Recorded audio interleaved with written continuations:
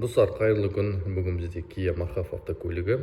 Көлікте бізде катализатор алып тастаған, оның орнына пламегаситель салып тастаған. Сондықтан диагностикада бізде катализаторды көрмей тұрмыз. Катализатордың сапасы кеткен деп ошибка шығып тұр. Ошибкада бізде 6 қате бар. Бізде негізі на катализатор 1-2 сосын бедный смесь бұл бізде газда холостой ходта жанып тұр дейді. Осын екінші, төртінші цилиндрде пропуск дейді. 2-4 ол свечадан 3 ошибканы алып тастаймыз.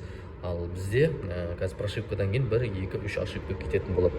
Негізінде мына катализатордың жоқтығын компьютер қазіргі ақылды, баяғыдай обманкілерге алданбайды. Активно деп катализаторды.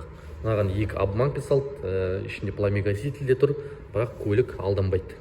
Көріп тұрғаныңыздай катализатордың бірінші, екінші, яғни 2 глушительінде де катализатор жоқ деп көрсетіп тұр, активно деп тұр.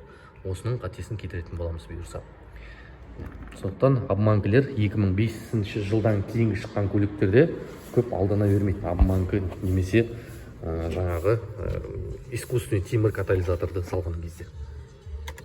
Прошивка барысы осылай өтеді. Ашып жазу керек болады. Себебі бұларды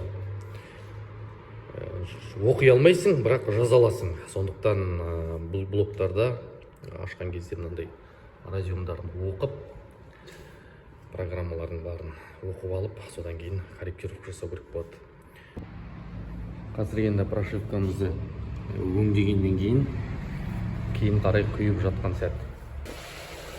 Прошивкамызды жасап болдық, көлікті қыздырып тексеріп жатырған сәт. Бізде қазір барлық ошибкалар, барлық нәрселер орында тұр, жақсы жасады.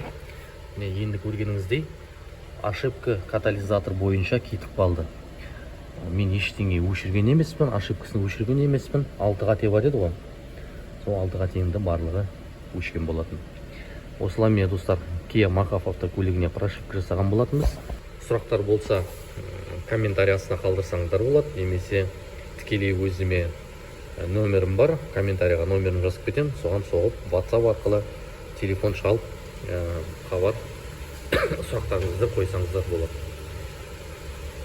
Осылай міне Евро 2 стандартына көшірдік. Рахмет.